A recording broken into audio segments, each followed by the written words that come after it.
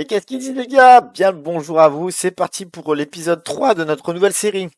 Devenir le meilleur entraîneur possible sur FM avec notre partie 10 ans pour gagner des champions et le RWD Molenbeek. On avait parlé précédemment du coup de l'état des lieux, de faire une revue d'effectifs, de regarder voilà comment est le club. Le premier tuto, le premier épisode de la dernière fois, c'était sur le recrutement du staff. Pour moi, la deuxième étape la plus importante. Une fois qu'on a fait ça, la troisième étape la plus importante dans FM, c'est de s'occuper des entraînements collectifs, individuels, général, parce que du coup, du recrutement du staff, tout va être impliqué, induit, et du coup, ça va être très très important de le faire aussi dès le début pour avoir le maximum d'optimisation, que ça soit, si ce soit vous qui vous chargez de la plupart des domaines, ou si vous déléguez à votre adjoint, tout simplement. C'est parti les gars, let's go. Alors encore une fois, le défi de taille, j'ai une dizaine de minutes pour vous tenter de vous résumer, de vous présenter l'onglet entraînement, d'accord? Donc encore une fois, c'est ce que je fais moi, d'accord? Ça n'implique que moi. Je vous donne des petits conseils, des petits tips. Je me sers surtout aussi de mon expérience de jeu et de ce que je peux voir chez les autres, les petits tips, les petits tutos que toute la commune FM me donne et dont je me sers. Voilà, donc je vais essayer de vous montrer du coup de la meilleure des façons comment gérer l'entraînement général, individuel et collectif. À savoir que moi, depuis plusieurs parties, depuis plusieurs opus, je gère l'entraînement collectif, puisque j'ai des problèmes d'entraînement qui sont pour moi bien efficaces, donc je les utilise. Voilà. Et tous ces entraînements sont téléchargeables sur mon Discord dans l'onglet entraînement FM23. Donc n'hésitez pas à aller voir, à aller choper ces entraînements, puisque bah du coup ils sont disponibles et qui sont pour moi efficaces. Vous allez voir, je vais vous le montrer. Donc du coup, l'onglet entraînement, pour ceux qui ne savent pas, connaissent pas, bah voilà, il se passe ici. On a plusieurs sous-thèmes. Donc la vue d'ensemble, elle est là. Il y a le calendrier, le programme, le groupe, encadrement, l'individuel, le repos et les préparateurs. Donc, dans le setup de la game, je ne sais pas si je vais le faire tout de suite, mais la première chose, c'est de gérer, voilà, alors ce qui se passe en général quand on arrive le premier jour, c'est qu'on n'a pas la main sur l'entraînement parce que l'entraînement a déjà commencé. Donc, c'est un peu chiant, mais bon, c'est comme ça. Et là, on voit du coup que j'ai fait mon staff. Donc, du coup, la première idée, c'est d'aller dédier, du coup, ces préparateurs, entraîneurs gardiens, préparateurs physiques, à des entraînements et à des spécificités d'entraînement collectif. Donc là, vous voyez, du coup, j'ai des notes qui correspondent à des étoiles. Donc, c'est des notes d'entraînement. En fait, en gros, c'est calculé, du coup, justement, avec cette fameuse note spécifique. Donc là, par exemple, défense technique, ben, on va prendre la note que le préparateur a en défense et en technique. Et on va ajouter aussi une moyenne des trois notes qui sont pour moi aussi très importantes. Donc les trois notes DDM, donc détermination, encore une fois, discipline et motivation, capacité à motiver. Donc je crois que si je dis pas de bêtises, Gourou a fait un truc là-dessus. Je crois que les notes spécifiques à la tribu, par exemple la possession, donc mentale technique, ça domine. Et je crois que les DDM, bah du coup, ça prend une partie dans le calcul. Donc imaginons que un coach a 20 et 20 dans ces notes-là, donc il est 5 étoiles. DDM 10, ouais, il va réduire un petit peu, ça va réduire un peu la note, mais voilà. Donc ce qu'on fait, on fait reset, et du coup on va aller voir son entraîneur. Donc moi volontairement, j'ai mis après l'entraîneur avec un profil particulier, pour pouvoir justement setup par la suite. Et encore une fois, là je me sers du coup des trucs que j'avais découvert justement récemment, parce que en ayant vu justement la vidéo de Gourou sur l'entraînement, pour moi, le DDM était beaucoup plus important que les autres notes. Donc c'est pour ça que je me mettais des notes pas trop élevées mais assez intéressantes. Donc moi j'ai un 10, 15 et 15. Donc ça me fait une moyenne de 15 et 15, 30, 40, 40 divisé par 3, ça me fait une moyenne de 13,3. Alors, c'est pas mal. Mais je me suis surtout mis des notes très élevées. Vous avez vu en attaque, j'ai mis 15. Et en technique, j'ai mis 20. Et en mental, j'ai mis 18 et 20. Pourquoi? Parce que je remarque que souvent, quand je cherche du staff, le plus dur à chercher, c'est justement des coachs, des préparateurs qui ont des bonnes notes en mental. Attaque, défense, ça peut se trouver plus facilement. Donc du coup, c'est pour ça que du coup, je me suis setup en mental pour pouvoir justement prendre en main l'entraînement mental. Et vous avez vu que du coup, quand je coche la case possession technique, donc l'attribut mental, du coup, vous avez vu qu'à chaque fois que je vais sur un onglet, bah, ça se met en surbrillance ce que je dois mettre en valeur. Donc vous avez vu que du coup, en attaque, et en technique, je suis fort. Donc du coup, quand je me coche, bah, ça me fait 3 étoiles. Et ça, c'est calculé encore une fois sur ces 5 notes. Le DDM, détermination, discipline, capacité à motiver, et défense et technique selon ce que je choisis. Vous avez vu, donc selon du coup mes qualités, mes attributs, bah, ça va être différent. Et du coup, ce que j'ai encore une fois, grâce à Guru, ce que je ne savais pas, c'est que ce qui va être important, c'est de mettre le meilleur possible entraîneur dans chaque domaine. Par exemple, là, vous avez vu qu'en jeu offensif, technique et en possession technique, c'était moi le meilleur. Quand j'ai coché, ça a fait 4 étoiles. Donc, c'est moi qui, du coup, vais prendre en main l'entraînement qui sera de type possession technique. Et je peux aussi, du coup, rajouter donc d'autres entraîneurs qui vont m'aider. Mais eux, ils vont pas prédominer. Ils vont juste me soulager mon travail.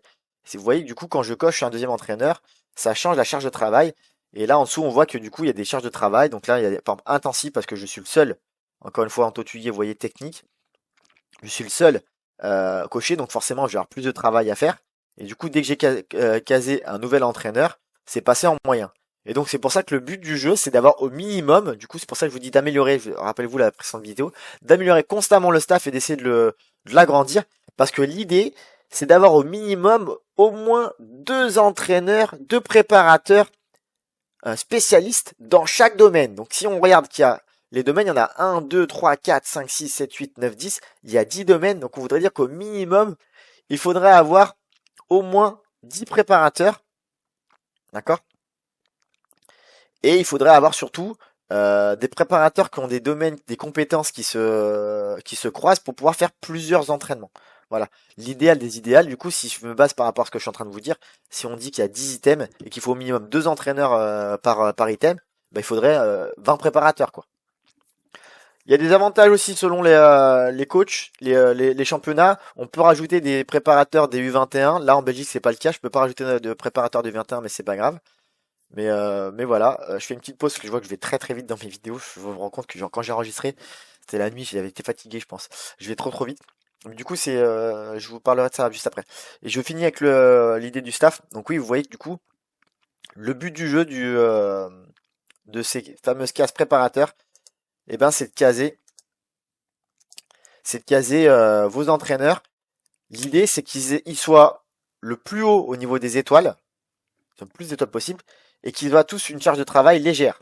Là, vous voyez, du coup, ça va pas parce que j'ai des légers, j'ai des moyens. Là, c'est intense parce que j'en ai qu'un seul, le préparateur physique, donc mon fameux entraîneur préparateur physique qui est super fort, mais il est tout seul.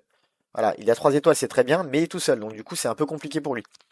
Donc le but, pour que ce soit optimisé, c'est d'avoir le maximum d'étoiles, donc des joueurs qui ont des très grosses notes dans les attributs spécifiques, ce que je vous ai montré, donc attaque tactique, attaque technique, mental technique, mental tactique, défense technique, défense tactique, et pareil pour les gardiens et pareil pour le physique, et d'avoir plusieurs préparateurs qui puissent gérer ces entraînements pour avoir du coup la fameuse charge de travail légère, pour que ça puisse être le plus efficace possible. Une fois qu'on a fait ça, il y a aussi la question du repos à gérer. Alors dans cet opus, moi de base, ce que j'utilisais, c'est la double intensité quand les, euh, les joueurs sont en forme. Et même, j'utilisais même la double intensité sur la forme suivante. Là, vous avez vu, du coup, je suis en normal. Mais même là, quand le physique est dans le bon, je mettais avant aussi double intensité. Je le fais plus parce que je trouve que ça génère, avec mes programmes d'entraînement, trop de blessures. Donc ce que je fais, c'est que je réduis du coup aussi euh, l'état physique quand il est moins bon. Là, vous avez vu, du coup, quand c'est mauvais, je le passe en semi-intensité. Donc du coup, ils sont souvent soit en semi-intensité, soit en normal s'ils sont un petit peu fatigués. Et s'ils sont au taquet, là, on met en double intensité. Donc là, c'est aussi important de gérer le repos. À voir que du coup, ça, forcément, je vais trop vite, hein, les gars. Je vais trop vite. À savoir que là, du coup, on pourrait mettre double intensité.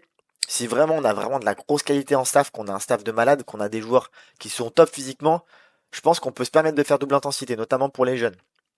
Mais on va le voir aussi qu'en entraînement individuel, on peut aussi leur rajouter de la double intensité. Donc quelque part, pour moi, ça, comme c'est fait là, double intensité quand ils sont très en forme, quand ils sont bons, normal, semi-intensité quand ils sont moins en forme, semi-intensité quand ils sont pas du tout en forme, et là quand ils sont vraiment dégueulasses, aucun travail. Pour moi, c'est le plus optimisé, même si ça génère quand même pas mal de blessures.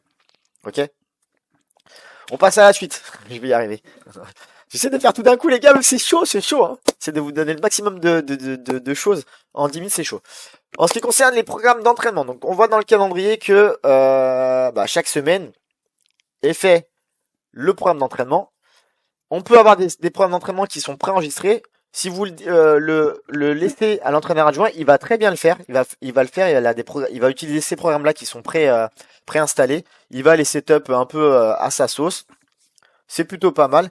Moi, ce que je vous conseille, c'est d'aller chercher mes entraînements, puisque vous avez vu que du coup, j'ai pas mal setup d'entraînement. J'ai même des entraînements pour les équipes amateurs. Vous voyez que j'en ai une masse. Même la préparation physique, j'ai vraiment tout. Je sais pas si j'ai mis sur le Discord les amateurs, parce que j'ai pas fait de partie amateur. Et là, vous voyez, du coup, ce que je vais faire, c'est assez simple. Je vais, du coup, comme je l'ai fait pour le staff, je vais charger tous mes programmes d'entraînement, à commencer par les entraînements physiques. Donc je vais me baser sur 4 semaines d'entraînement physique. Donc vous voyez que ça alterne du physique tous les jours, résistance, endurance en début. Voilà, donc j'ai un programme de 4 semaines d'entraînement. J'ai même fait un autre programme pour des semaines de stage. Donc voilà. Je vais setup aussi mes entraînements classiques. Donc je vais faire des entraînements où voilà, donc là je fais le tour, mais voilà, j'en ai plein. J'avais la fameuse ZAZ là qui était optimisée, qui est conseillée par Aiden justement pour aller travailler le physique, mais sur Stopus je le conseille pas, donc je l'avais setup pour le tester, mais bon, je pense que je peux supprimer. Donc là, stage prépa par exemple, pareil, hop, si vous êtes en stage de préparation, j'ai fait un programme d'entraînement. Et après, j'ai des programmes d'entraînement spécifiques, donc quand il n'y a pas de match, il y a une trêve internationale, mais c'est pas le cas en Belgique, tous mes joueurs jouent. Quand il y a un seul match, et je vais vous montrer après ensuite comment je fonctionne pour les mettre. Qu'est-ce que je mets où, quand, comment. Donc là, voilà, 2 matchs. Donc là, j'ai setup mercredi, samedi pour pouvoir optimiser. Alors ça, c'est un petit conseil, c'est un petit tip. Si vous voulez optimiser vos entraînements, vos matchs et vos programmes d'entraînement au mieux, le mieux, c'est de setup votre game pour que les matchs se déroulent le mercredi et samedi. Ce qui va vous permettre d'avoir des programmes d'entraînement qui soient le mieux adaptés et qui soient le mieux setup, le mieux géré pour qu'il n'y ait pas de bug de retranscription quand vous le chargez. Vous allez voir que du coup aussi, le problème ce qui se passe, c'est que selon le match, si vous êtes extérieur domicile, ça bouge des lignes. Voilà. Donc ça, c'est ce que je vous conseille. Donc je l'ai mis à jour là, j'ai mis RP, mais en fait c'est que j'ai juste mis une mise à jour. Donc j'ai fait donc du coup ce fameux entraînement de match. Et ensuite, j'ai un entraînement que j'appelle BTE, qui est plutôt basé sur le GGN Press, voilà, qui est physique et offensif. Il travaille un peu tout. J'ai un entraînement spécifique pour l'attaque. Voilà, donc il travaille tous les onglets spécifiques à l'attaque. Un entraînement spécifique pour travailler le jeu sur les ailes. Vous voyez qu'il y a du dédoublement, jeu offensif, etc., etc. Moi, je vous laisserai regarder, hein, je vais au plus vite. Un entraînement spécifique pour la défense et un entraînement spécifique pour le mental, pour travailler la possession, etc., etc. Voilà, j'en ai encore d'autres que je peux mettre, mais moi, ça, c'est les essentiels. C'est un peu mon pack d'essentiels que je mets systématiquement dans mes games. Donc, la préparation physique, 0 match, 1 match, 2 matchs, mon entraînement GGN Press, attaque, défense et mental pour pouvoir justement setup. Et du coup, ensuite, comment je fais? C'est très simple. Je me base sur le premier match de la saison. Je mets l'entraînement Gegenpress juste là pour finir en fait, pour fignoler la préparation physique. Et ensuite, hop, je déroule à l'envers.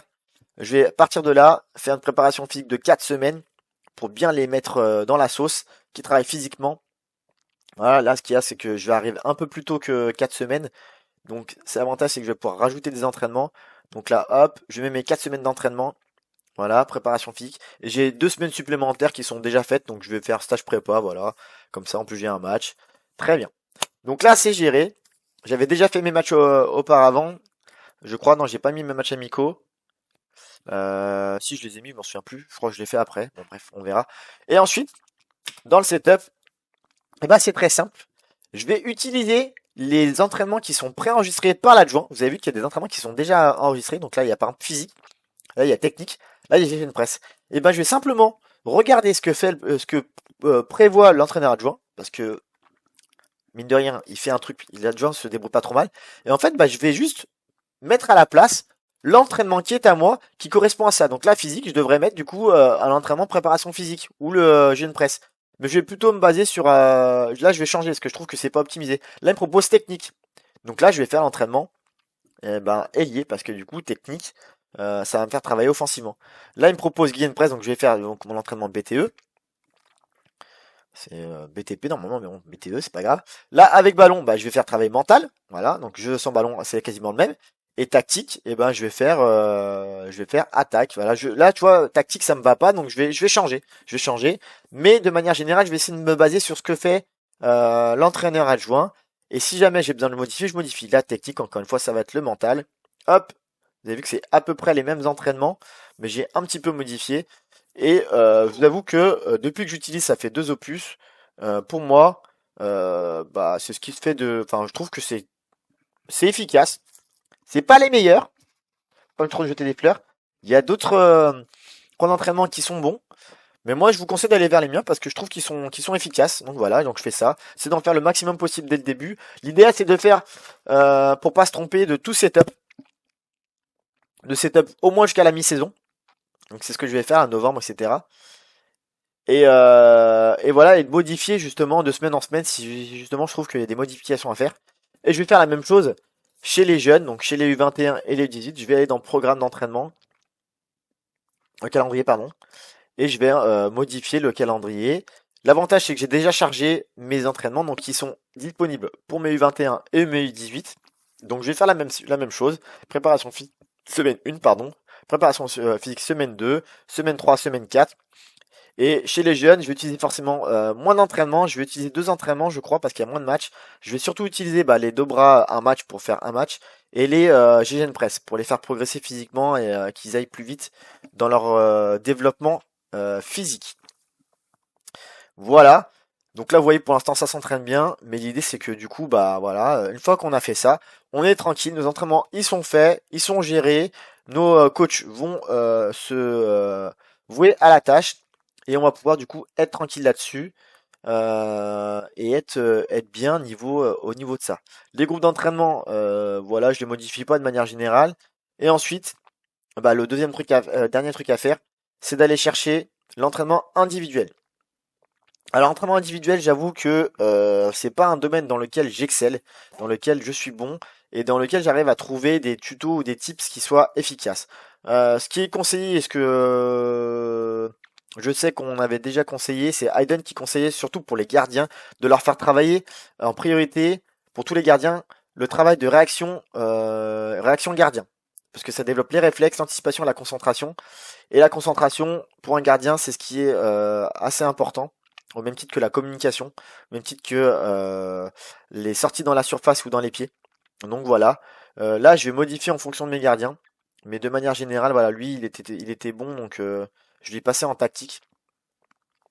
Voilà.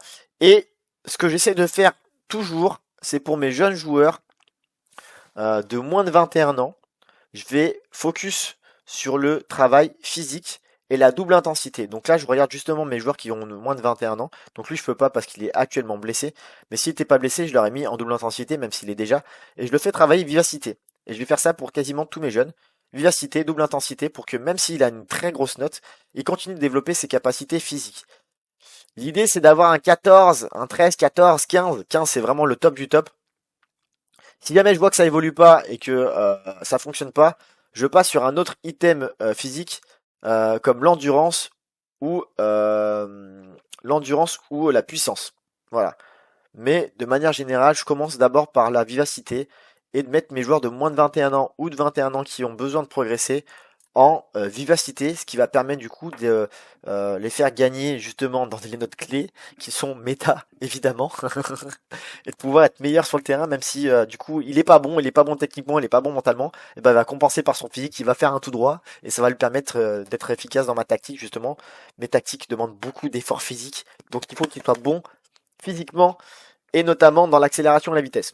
Voilà. Après, pour ce qui est des autres joueurs, j'ai pas de méthode miracle, j'avoue. Il faut essayer de regarder du coup 2 choses. C'est le poste, le rôle que vous lui donnez. Ce qui est conseillé par la plupart des autres joueurs, ce qui se fait par les autres, notamment si je vais piocher chez Vulardon, chez Kinito, c'est de laisser le joueur s'entraîner à son poste en match. Si votre joueur, il est latéral droit et qu'il joue latéral droit, que vous allez faire jouer latéral droit, vous touchez pas son poste. Vous avez vu là dans l'onglet poste en match, c'est très bien. Par contre, si c'est un joueur que vous voulez modifier, qui est pas naturel dans son poste, par exemple si c'est un défenseur latéral que vous voulez, qui peut jouer défenseur central mais qui est pas naturel, là dans les couleurs, c'est moins bon, et ben il faut le changer. Il faut le changer, lui mettre le poste que vous voulez le faire évoluer.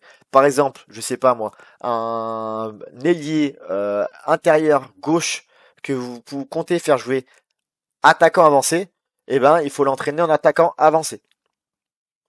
Voilà, ça c'est la première chose. Et la deuxième chose, c'est de regarder, alors je la fais pas dans cette vidéo, c'est complètement con, mais d'essayer d'améliorer ses caractéristiques joueurs.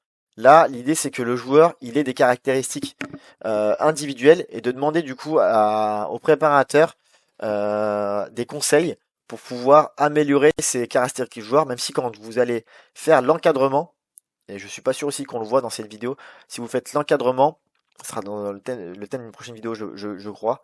Dans l'encadrement, il y a des joueurs qui peuvent influencer et donner leurs attributs, leurs caractéristiques. Là, on voit que j'ai quand même peu de joueurs qui sont comme ça. Voilà. Et donc, du coup, je disais, la deuxième chose, c'est domaine additionnel. Bah, c'est de faire progresser vos joueurs dans les domaines où ils sont le moins bons. Donc là, par exemple, Kylian Hazard, je vais par exemple lui le modifier parce que je vais faire une tactique qui va faire qu'il va pas jouer à son poste. Donc je vais le faire évoluer en milieu gauche, ailier intérieur, pour qu'il progresse. Voilà, donc ça fait progresser notre clé. Et lui, l'idée, ça a été de le faire progresser dans un domaine additionnel, là où il est le moins bon.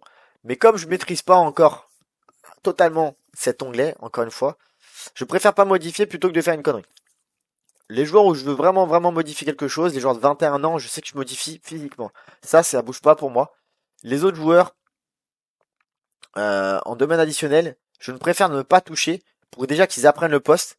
Et ensuite, quand ils auront appris le poste, là je rajoute un domaine additionnel. Je sais pas si je me suis bien fait comprendre, même moi du coup là c'est fouillis dans ma tête. Mais en gros c'est ça. Je vais récapituler pour être sûr que vous ayez bien compris, que moi aussi j'ai compris ce que je suis en train d'expliquer. Première chose à regarder chez un joueur, c'est s'il a moins de 21 ans, allez le développer en double intensité et travailler son physique, en priorité la vivacité. Si le joueur, deuxième item à regarder, va jouer au poste pour lequel il excelle, il faut laisser poste en match. Si c'est un joueur pour lequel vous voulez le faire changer de rôle, et ben là, il faut modifier son poste, son rôle, sa tâche. Et le mettre dans le rôle, le poste, la tâche de votre tactique. Troisième truc à regarder, c'est si possible essayer d'améliorer son domaine additionnel dans lequel il a besoin de progresser. D'accord? Même si c'est pas sûr que ça va être efficace. D'accord? Si vous pensez que vous allez vous rater, ne mettez rien. Et le dernier truc à regarder, c'est les caractéristiques joueurs. Alors on le voit pas dans cette vidéo, mais c'est d'essayer d'aller demander à l'adjoint de l'aide pour que on trouve un caractéristique qui va l'aider à progresser. Voilà pour ce qui est de cet onglet entraînement. Je sais, je vais très vite, mais vous voyez les gars, j'ai dit une dizaine de minutes, j'en suis déjà à 20 minutes, et pourtant je vais extrêmement vite. Voilà, n'hésitez pas à faire des retours en un. Je suis encore en DJ Tuguet, tout va bien, bureau du coach Tuguet, ça va, ça se passe bien mon gars? C'est une petite dédicace, c'est pas grave. Voilà pour ce qui est de l'onglet entraînement. On va résumer rapidement pour être vraiment sûr qu'on soit bon. Donc, on a fait précédemment l'état des lieux, vidéo numéro 1. Je vous invite à y aller si vous n'êtes pas encore allé. En deuxième lieu, on va aller chercher le staff, essayer d'améliorer, le faire progresser pour pouvoir ensuite le caser dans des entraînements. Et ensuite, je dirais l'entraînement. Ok? Entraînement collectif, essayez de faire des entraînements collectifs. Si vous voulez le gérer seul, je vous invite à les télécharger. Je vous mettrai en description mes entraînements, le lien pour aller sur mon Discord. Ok? Et de gérer tous les entraînements. D'aller aussi jeter un œil sur le repos de vos entraîneurs et de surtout gérer l'onglet préparateur, de placer vos préparateurs dans les entraînements. Et le dernier truc, mais on le verra dans une prochaine vidéo, c'est l'encadrement, ça peut être aussi important.